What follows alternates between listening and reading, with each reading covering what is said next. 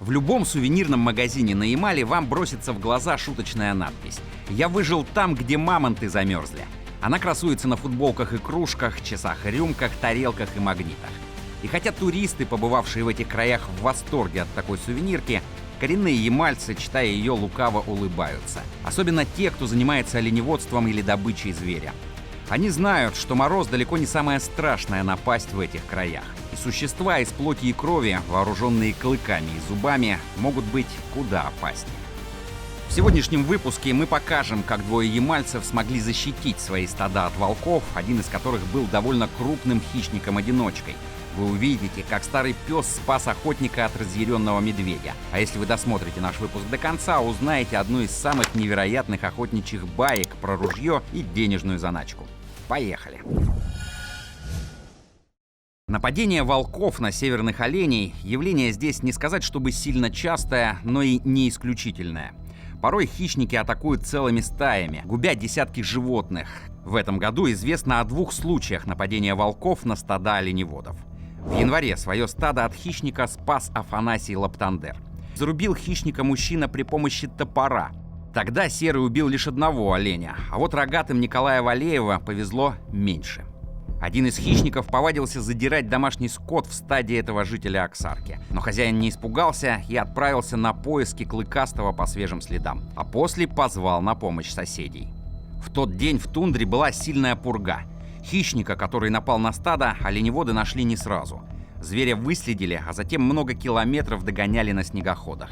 Большой и страшный хищник был хитер, даже когда обессилел, пытался вступить в схватку.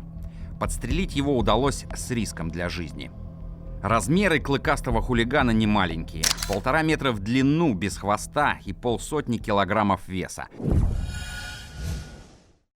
Также дважды в чумы оленеводов наведывались и медведи. В первом случае хозяин был в жилище один и смог сбежать. На помощь мужчине тогда пришли специалисты Департамента природных ресурсов и экологии Ямала. Специалисты рассказали, что на пастбище, куда пришел белый медведь, людей больше не было. Сам очевидец запрыгнул на снегоход и умчался подальше от острых когтей и смертоносных зубов. Тогда в район, откуда поступило сообщение о встрече со зверем, отправились специалисты. Они с воздуха нашли следы хищника и убедились, что тот ушел от жилища человека. Во второй раз, 19 июля 2023 года, на фактории Усть-Юребей белый медведь решил проникнуть в чум прямо при хозяевах. Внутри находился оленевод с женой и внучкой. Тогда пострадали 3 человека, а хищника отогнали специалисты. Случаев, когда верные псы спасают охотников от хищных зверей, немало. Но эта история, произошедшая несколько лет назад, стала идеальным примером того, как бесстрашная лайка спасла жизнь хозяину. О том, как это произошло, рассказал сам добытчик Петр. В тот день я решил походить со своим годовалым кобелем западносибирской лайки, чтобы поднатаскать его.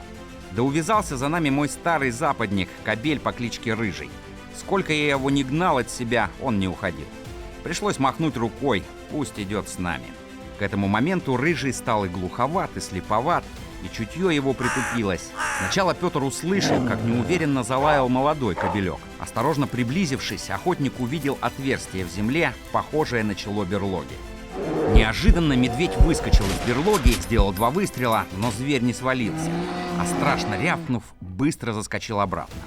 Я начал было перезаряжаться, как вдруг медведь в 2 прыжка оказался возле меня.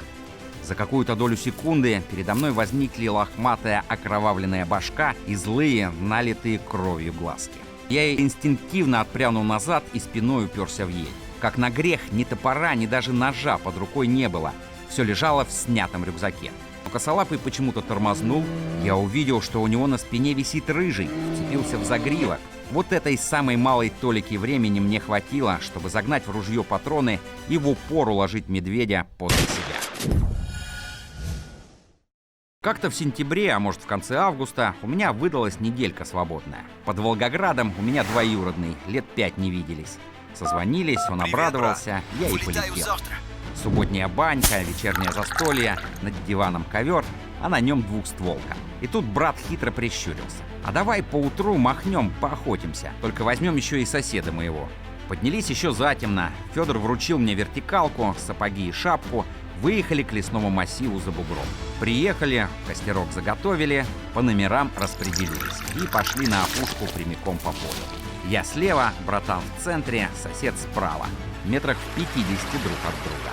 Туманец серый такой, мутный, не видать друг друга. Стою, всматриваюсь. И вдруг справа от меня бабах! И тихо. Но только какую-то секунду, а за ней истошный вопль. Ай-я! Ой-ё! Неужели Федька в себя засадил? Ну а далее, как в анекдоте. Оказалось, в стволах ружья он спрятал от жены и детей 8000 рублей, по 4 на ствол. И он, ничтоже сумняшися, пальнул ими в зайца. Метрах в 10-15 впереди мы нашли множество рассеянных по кустам клочков от былых денежных знаков. Охота на этом завяла. А на этом наш выпуск подошел к концу, дорогие друзья. Спасибо вам за просмотр. Но прежде чем мы попрощаемся с вами, расскажите, какие случаи приключились с вами на охоте. Доводилось ли вам встречаться с опасным зверем или наоборот, было что-то забавное? Обязательно расскажите об этом в комментариях. Не забудьте поставить лайк, если выпуск вам понравился. Подпишитесь на наш канал, если вы еще не подписаны, и активируйте колокольчик, чтобы ничего не пропустить. А с вами был канал Ямал Медиа. До новых встреч!